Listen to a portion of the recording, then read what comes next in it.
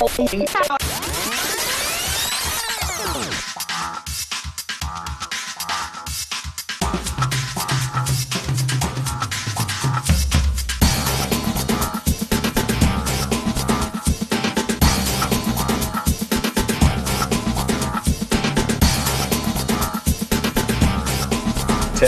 Stand by to take studio. 7, 6. Stand by camera 1, mics 1 and 2. 3, 2, 1. Take studio. Good afternoon, MCHS. Welcome back to another episode of MCTV News. I'm Eli Sliger. And I'm Sydney Jones. On today's episode, Jordan Imgrund-Harvey gives us a look at the recent volleyball pep rally. Bradford Bullock reports on the Western Canadian Challenge Volleyball Tournament. And Eli Sliger brings us a look at the recent awards night held at the MCCC. And Matyjanka gets an inside look at the swearing-in ceremony for Morinville's newly elected mayor and council. But first, here's our top story. Last week, MCTV reporter Eric Melnychuk made his way to the Riverside Honda St. Albert and to talk to the manager and the employees about their business and their 50th year in the operation in their community. He files this report. Riverside Honda is a St. Albert dealership that sells not only winterized vehicles but rhinos, ATVs, motorcycles, boats, and much more. This year, they are celebrating their 50th anniversary since opening their doors in 1967. Owner of the company, Arthur Perrick, discusses how it all got started. The company, I started it by accident. I actually contacted the distributor for Ski-Doo and asked them if they wanted to have a dealer in St. Albert. My father-in-law had a service station.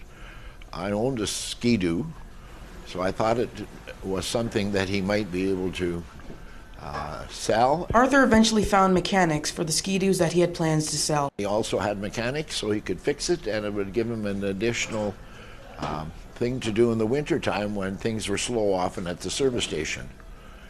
He didn't want to do it, and I was teaching and making the great sum of $400 a month, and I thought maybe I could sell a few and make a down payment for a house. Riverside Honda continues to give new workers experiences about topics that they never knew while working at previous jobs. The new experiences that I've gained here is I learned how to ride a motorcycle.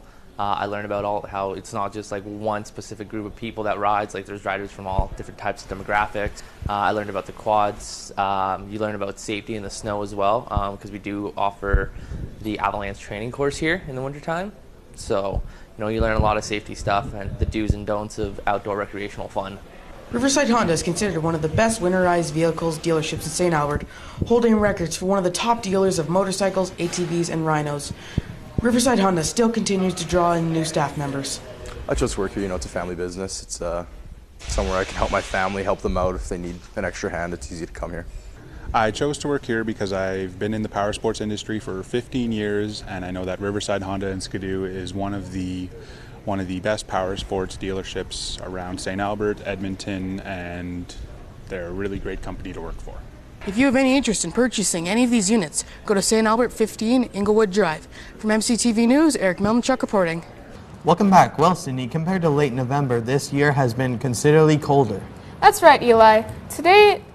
Today it looks like the wind chill temperature could get as low as negative 20 degrees. To see what's in store for the rest of our 7-day forecast is MCTV meteorologist Bradford Bullock. Hey there guys, let's take a look at your national weather forecast. Okay, so over here in Whitehorse it is minus 17 degrees. That is a chilly one. Make sure you put on your winter jackets if you're headed up north. Minus 5 in Yellowknife. They're actually having a pretty good day compared to a couple days ago. It was about the same as Whitehorse and the mid minus teens. It is 8 degrees in Vancouver and minus 20 in Regina. Regina, it is out there in the plains, so it's going to be cold and snowy. So check yourself if you're down there. It is minus 16 in Winnipeg and minus 6 in Iqaluit. Let's take a look at your eastern seaboard. Okay, so it is 7 degrees in Halifax and in Montreal. And then over here in Toronto, it is minus 16 degrees. No, 7 degrees, excuse me. I read the screen wrong. And it is 4 degrees in St. John's. So take a look at your provincial forecast. Up in high level here, it is minus 19 degrees. Again, a really chilly one. So you're going to want to put on your maybe double layers. Stay warm out there. It is minus 14 in Fort Mac, minus 4 in Grand Prairie. And then let's take a look at your southern temperatures. It is minus 16 in Medicine Hat, minus 9 in Calgary. And then still nice, just low single digits in the negatives for your national park at -9 in Jasper, -7 in Banff. And then it's -12 in Red Deer and -10 in Edmonton. And so compared to last year, it was about 20 degrees at this time, which is much considerably warmer than what we're at right now. It is -8 degrees currently with the southeast winds at 23 kilometers per hour, which will be causing your very low temperatures for today. That is including the wind chill. And then it will be sun rose at 7:52 a.m. and will set at 4:45. Let's take a look at your 7-day weather forecast here in Morinville. Friday will be -6 degrees and then warms up to -2 for Saturday, but then it dips back down to the chilliness at -5 on Sunday, -3 on Monday, and then it starts getting really cold with -7 on Tuesday, and then -10 with a low of -17 for Wednesday, and -14 with a low of 23 on Thursday.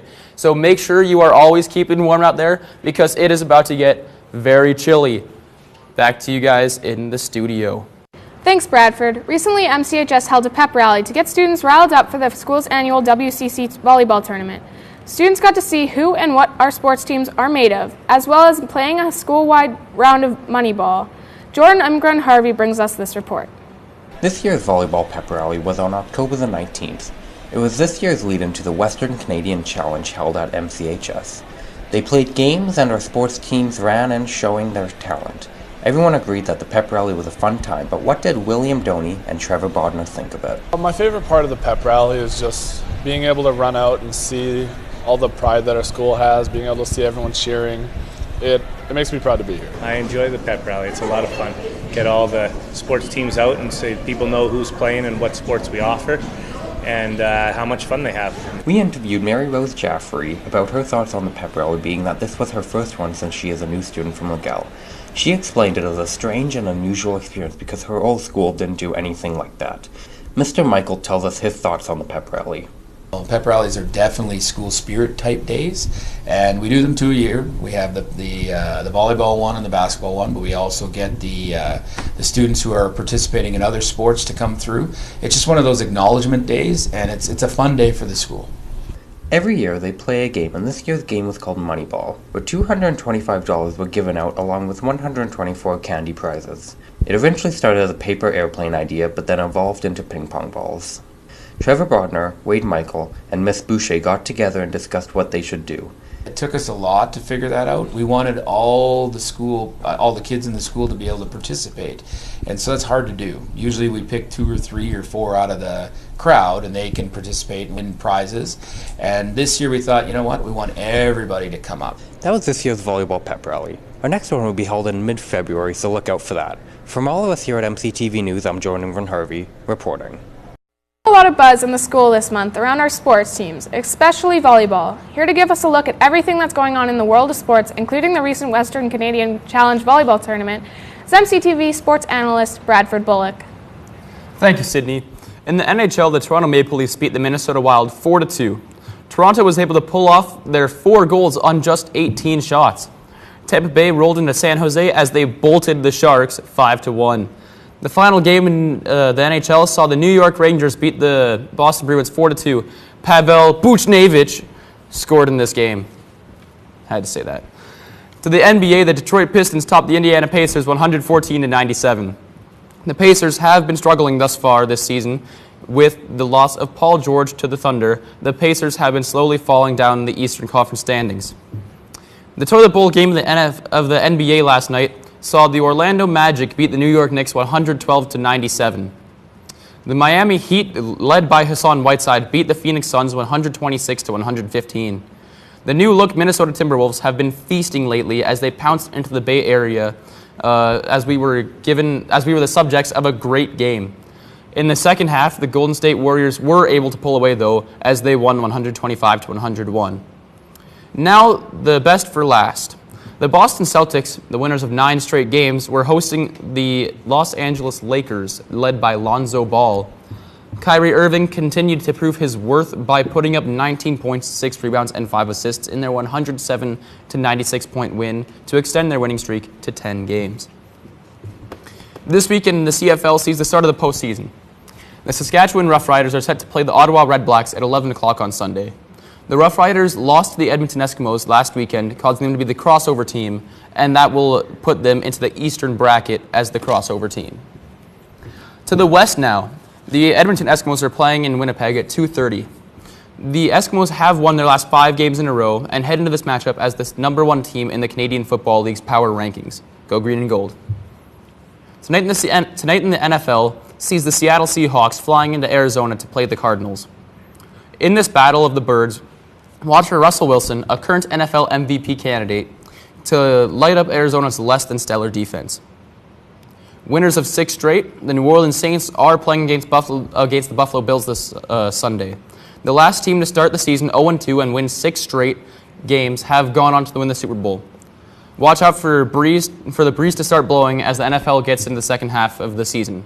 Drew Brees, I should say. The Los Angeles Chargers, are coming off the bye week, recharged and ready to take on the Jacksonville Jaguars. Watch for Melvin Gordon to build on his great performance from Week 8. New England is also coming off the bye week as they are set to walk into Mile High and play the 3-5 Denver Broncos on Sunday Night Football. Lastly, Monday Night Football will see Cam Newton and the Carolina Panthers try to defend their home field against the Miami Dolphins, led by Jay Cutler. And finally, to some very sad news from the world of sports. Tuesday saw the passing of Toronto Blue Jays great Roy Halladay, who perished in a plane crash just off the coast of Texas. He was only 40 years old. Our thoughts and prayers go out to his family during this very, very difficult time. Rest easy, Doc. Coming up next, last month, the MCHS held its annual Western Canadian Challenge volleyball tournament.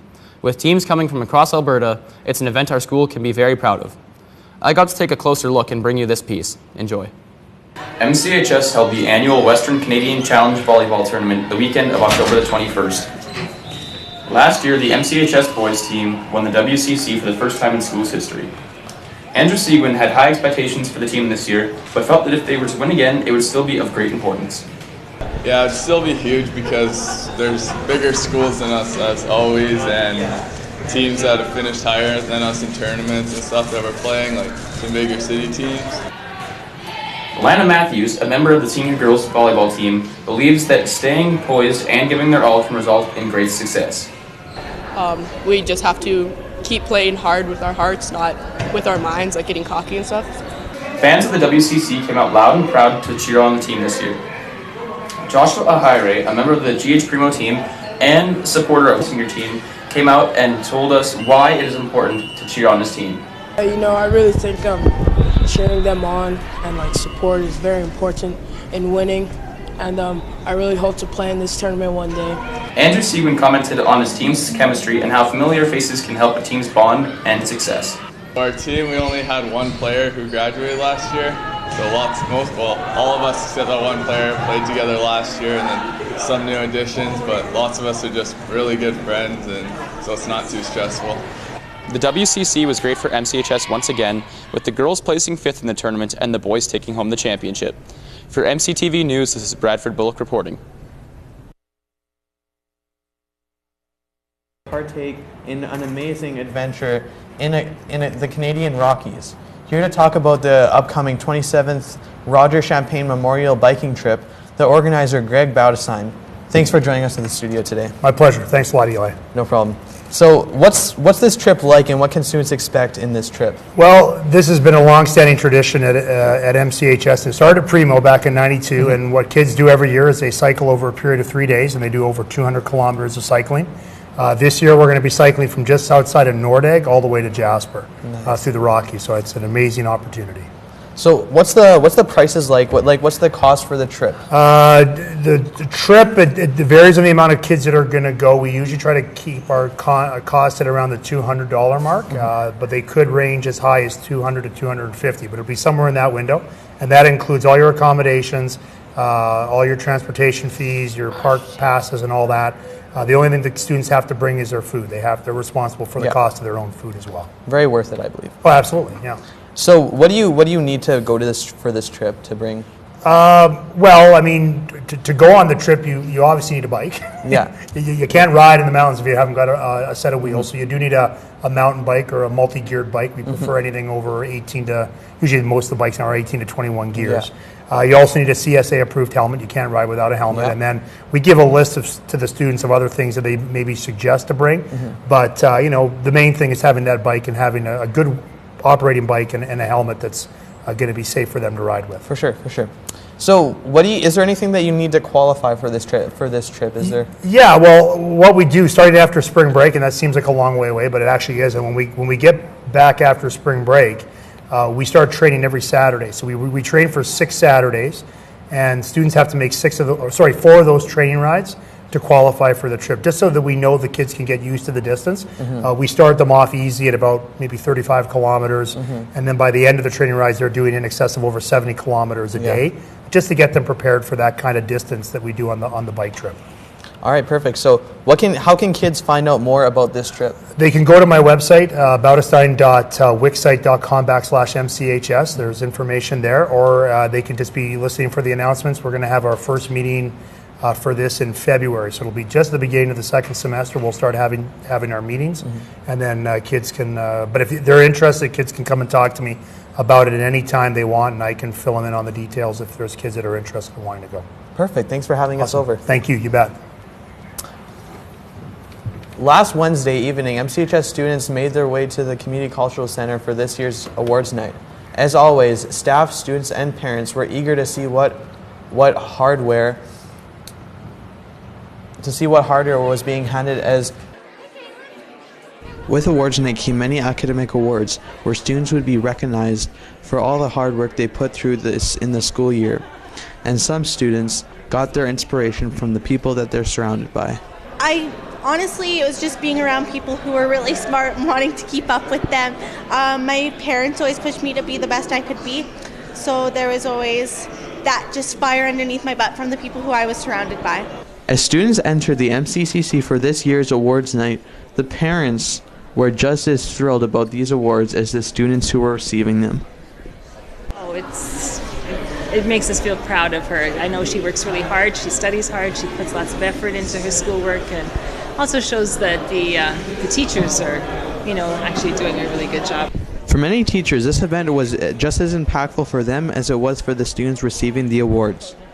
Many teachers have been working for their students for the entire year, and to see what their hard work has done for the students is very impactful for them. I think the students had an opportunity to really be celebrated. All of their hard work and achievement over the past year, we have an opportunity to let them shine and let everybody else know all that they're involved in. I'm very proud. I'm very proud to be at MCHS. I've been here now for 18 years, and I love this school. I love the people in the school, and I'm very proud of all of our students and how hard they work. With all the prize money and awards giving out at this year's awards night brought lots of smiles to students' faces and also inspired many other students coming into the next school year to be able to work towards something. From MCTV News, I'm Eli Sliger reporting. And now let's take a look at the daily announcements for the week of November 6th. Attention, any grade 12 students who signed up to be a part of the grad committee, your first organizational meeting will take place on Wednesday, November 15th at lunch in room 207. All interested students should attend. Ms. Rachopo will be hosting a paint night on Saturday, November 18th from 2 o'clock to 4 at MCHS. It is $40, so contact Mrs. Rachopo immediately to register as space is limited. Attention any grade 12 students interested in the Schulich Award. The application for the award is due today. See Mrs. Christensen for more information.